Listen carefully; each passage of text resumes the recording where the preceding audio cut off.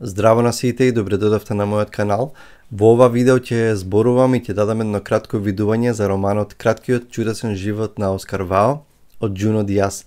Джуно Диас е американски писател кој што живее во Америка, нели, меѓутоа има емигрирано таму како дете од Доминиканската република.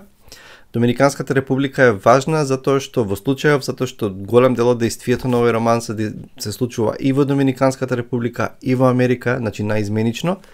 Доминиканската република е остров на кој што се наоѓа на остров на кој што има уште една земја, Хаити, тоа е во близина на Куба и таа во Централна Америка, таа група на острови.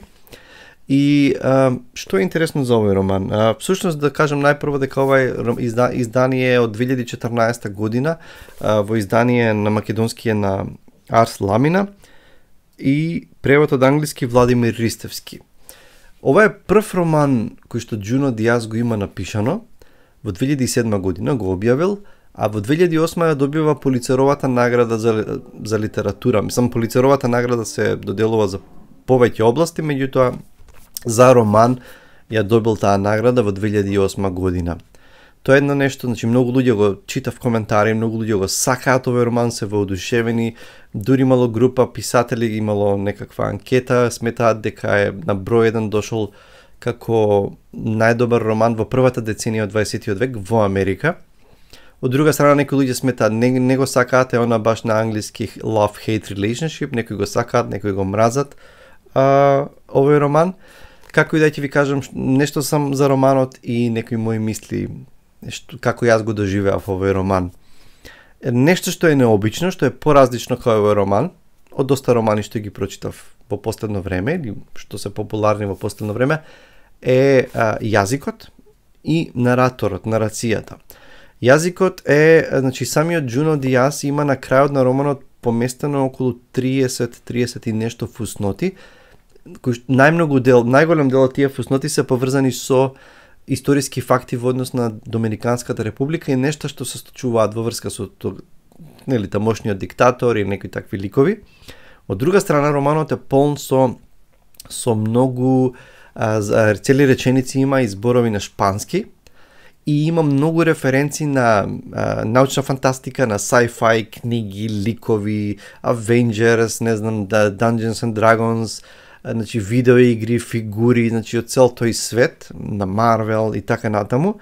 И издавачот на ова македонско издание има многу фусноти кои што ги преведуваат тие шпански зборови или тие референции за да ни станат појасни. Иако сите што гледале шпански серии нема да имаат проблем. Се шегувам. Веројатно, не знам. Јазикот е поради самиот наратор е непосреден, е вулгарен, со таков тон е пишуван цело време. И преведувачот мислам дека завршил, иако има многу секојдневни вулгарности, од секојдневниот вулгарен жаргон, и има и многу што звучат како србизми, меѓутоа е смел превод и мислам дека завршил добра работа. Мене барем мислам дека добро функционира, иако често вулгарностите и пцовките на туѓ јазик не изгледа толку страшно како кога ги слушнеш на својот јазик, барем моје мислење.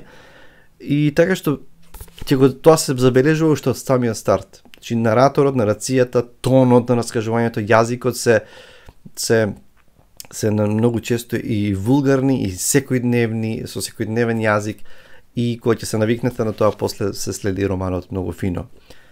Оскар Вао, значи ова е семејна приказна за едно семејство од Доминиканската република кој што има емигрирано во Америка. И таму живеат во еден град Патерсон во близина на Њу Јорк.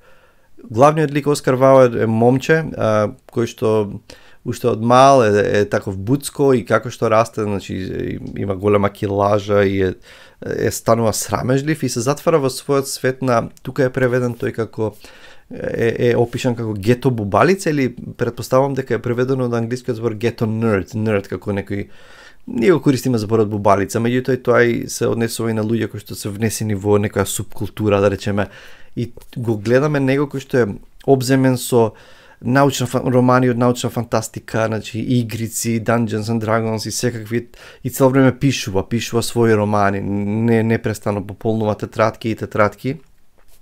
Меѓутоа не може да се пронајде и токму поради својот изглед и поради својот карактер, значи не може да го исполни она што се очекува од него како доминиканец да биде некој мачо тип кој што ќе има многу жени или нели ќе биде популарен кај жените и ќе биде некаков си мачо и тоа е тотално спротивно на тоа и живее со таа стигма или со тоа разочарување што неисполнување на она што другите го очекуваат од него или како треба да изгледа и цело време е разочаран дека не може да легне со жена и нели е лузер всушност, е губитник и затворен во тој свет, ќе проба да трча да прави нешто, ама се разочарува, крева раци и така натаму. Она меѓутоа Оскар Вао и во самиот наслов на книгата, меѓутоа има уште неколку силни ликови врз кои што нарацијата се фокусира на добар дел од романот. Нараторот не е дел од семејството, од тесното семејство. Нараторот е всушност момчето на неговата сестра. И тој ги гледа од страна на работите и бил инсайдер за некои нешта во внатрешен круг и ги коментира на негов таков, на некој начин, не уличарски, меѓутоа на одреден жаргон. Романот се фокусира, почнува романот со еден дел кој што се фокусира на Оскар Вао, неговиот средношколски денови, студентски денови, подоцна се фокусира на неговата сестра, да речеме, па зборува она и во прво лице, па подоцна неговата мајка, која што е многу интересен лик, Белисија Кабрал или Бели, родена во Доминиканската република, има добар дел како расте во не си ги познава своите родители, израсната од незината тетка, станува бунтовна, влегува во секакви врски, тежок живот, сонува да избега од тамо, да оди во Америка и го следи действието, има добар дел кај што ја следиме неа, незиниот живот.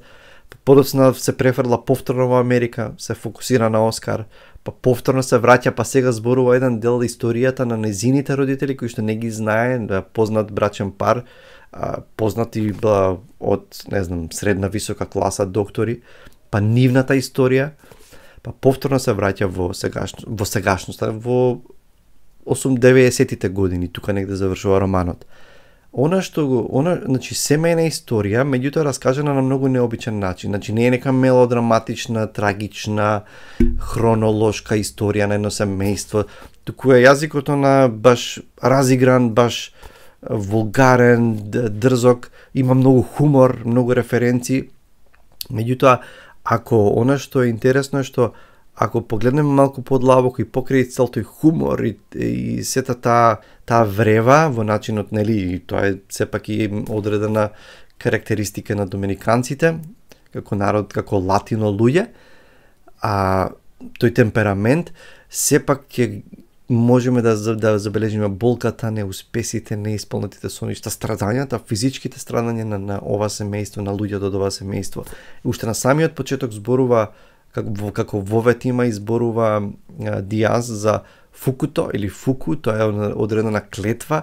Тој вели па поготово кај доминиканците таа доминира и Санто Доминго е како да е нулта точка, како тука да е фокусирано целото фуку, па и како се провлекува тоа дека можно е тоа фуку да го следи ова семејство, дури во емиграција во Америка.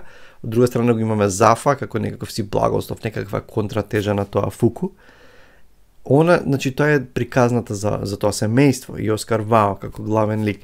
Меѓутоа нешто што многу учиме, а тоа многу го сакам во романите, што учиме за Доминиканската република, учиме, се информираме, дознаваме и за диктатурата и режимот на Рафаел Молина или Ел Хефе Трухилјо. Рафаел Трухилјо, Ел Хефе, значи од 1930 до 1961 кога го убиваат влада и тоа е владење на терор, на страв, на луѓе исчезнуваат, неговите противници, атентати се прават, девојки ако него му текне, ако поминува со кола и види некоја девојка ќе нареди да ја земат, па ги силуваат. Значи луѓе исчезнуваат во затвори и има оние настани кои што се во минатото го опишуваат тоа време, во времето на Трухилјо или Ел Хефе. И тоа ми се допадна, зашто реално колку од нас знаеме што се случувало тоа време во Доминиканската република. Можеби некој од нас, ако имаат истражувано и знаат. Има еден роман кој што се занимава баш со Трухилјо и со тоа време од Марио Варгас Љоса. Тој е Нобеловец, познат перуански писател, и го има на македонски, се вика романот во издание на Полица Празникот на прчот. Не знам како е оригинал на шпански, на англиски е The Feast of the Goat. И баш е за Трухилјо и за тој режим, и наредно планирам, ме заинтересира од овој роман и планирам да го читам и тој роман. Што мислам за краткиот чудесен живот на Оскар Вао? Мислам дека може да ви се допадне, необичен е, меѓутоа не е никако досаден роман, значи лесно се чита, брзо се чита, преводот мислам дека е солиден и е интересен. Јас би ви го препорачал, не знам дали на сите ќе им се допадне, меѓутоа од една страна е и информативен, и има приказна на едно семејство, не е хронолошки здодевно раскажана, меѓутоа ја го опишува животот на емигрантите, значи во Америка, овие луѓе живеат во близина на Њу Јорк, нивниот тежок живот, значи неисполнети соништа, преживување, менување работи, значи ова има многу болка, има многу страдање, па и физичка болка, дрога, пиење, значи едноставно на купче се ставени сите нешта. Со тоа што Джуно Диас решил таа приказна да ја раскаже на таков начин, со таков јазик, со многу живо раскажување, ведро раскажување со хумор, меѓутоа под сето тоа може да видиме и трагичноста во животот на овие луѓе. Значи, накратко тоа е моето видување за романот. Сметам дека нема да сгрешите ако го прочитате. Мене ми се допадна. Значи не би рекол, нема да кажам дека ова е, не знам, неверојатен роман кој што мора да го прочитате. Мислам дека не сум некаде во средина меѓу оние што сметат дека ова е ремек дело и оние што сметат дека ова не е добар роман. Далеку дека не е добар роман. Сепак и е добил Пулицеровата награда. Луѓето сметат дека Джуно Диас е одличен писател и е добар писател. Океј, толку за тоа, за ова видео. Ве поздравувам. Не заборавајте да стиснете, кликнете subscribe на каналот и на звончето. Ако не сте често на Facebook, ако сте на Facebook, случајно сте дошле до ова видео, заследете ме како читачот на Facebook, споделете ги некојаш овие видеа, ако ви се допаѓаат, да шириме љубовта за книгите и се гледаме наскоро со наредна рецензија. Поздрав!